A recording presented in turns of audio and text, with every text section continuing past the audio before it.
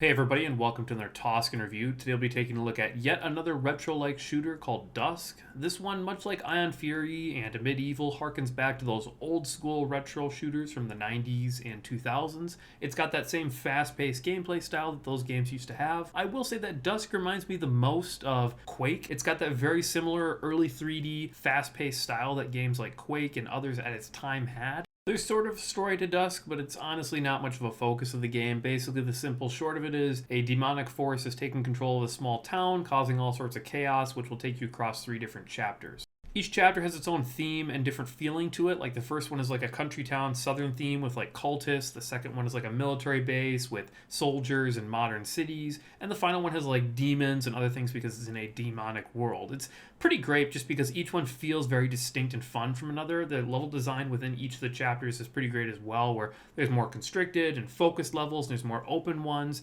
It's just a lot of fun where each level feels like it's its own distinct thing and none of them feel like they're repetitive of one another. It feels like this game does a really good job at mixing up its gameplay. And despite the fact that it has very low quality retro graphics, it's still a pleasure to look at all the levels. They're all really interestingly well designed. The overall gameplay is very fast-paced. Your character moves very fast, and you can do some pretty cool things like you could in the old-school Quake games. Like you can sidestep, jump, and bounce and move really fast to kind of get around the map incredibly quickly, which allows you to play in really interesting ways that I just haven't seen in a game since like the early 2000s and the 90s, where you can be like bouncing around enemies really fast to dodge projectiles, rather than just kind of like slowly sidestepping and trying to take cover. It's just a very different type of gameplay that does a really good job at representing those old games and what made them so much fun to play. And speed is really kind of the name of the game with Dusk. It's really built around this core, fast-paced style. When you beat a level, you even get like a leaderboard showing your time versus developer time, and you can try and replay it and beat that if you want. The weaponry loadout is a little bit generic in Dusk. I do wish there was a little bit more interesting weapons here. The most interesting weapon is the sickle, which is basically just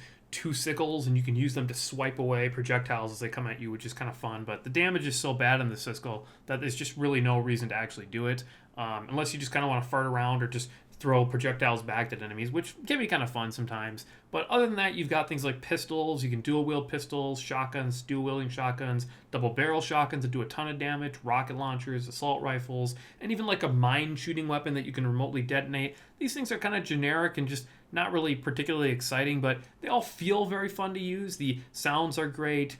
The explosions that come off enemies are a lot of fun, so it's still fun to use them despite the fact that they're pretty generic weapons. What I also love is the smoothness of the gameplay and the controls. It just feels like you can control your character so well. Go in one direction, aim one area. It feels so smooth. The enemy variety is pretty great. You've got everything in the first chapter, like cultists that fit the southern country theme. In the second chapter, there's soldiers and scientists. In the last chapter, there's more of like a demonic fantasy theme to it. The one area where Dusk completely falls apart is the boss battles. I don't know why they bothered to include them because they are so bland, so uninteresting, and so generic. Most of them don't feel like they particularly fit in the progression of where things are going and are kind of just like better versions of the enemies you're fighting in the regular game. So it doesn't really make them particularly fun to fight against, but they're also just not particularly fun. They are cheesable, super boring, super uninteresting. The design around the levels that they take part in is just not very good either. The gun sounds, the enemy sounds, the environmental sounds, and the background sounds are pretty great. I love all of them. They sound fantastic. Once you beat the actual story, there's 2 additional modes you can play. You can do endless mode and multiplayer. Endless mode is basically just kind of like a horde mode. You go in different levels and try and fight against waves of monsters. It is fun because the game's mechanics and gameplay is a lot of fun, but I just don't really care much for horde mode, so I didn't really play it that much. Multiplayer is unfortunately not particularly fun to play. It's very old, dated, and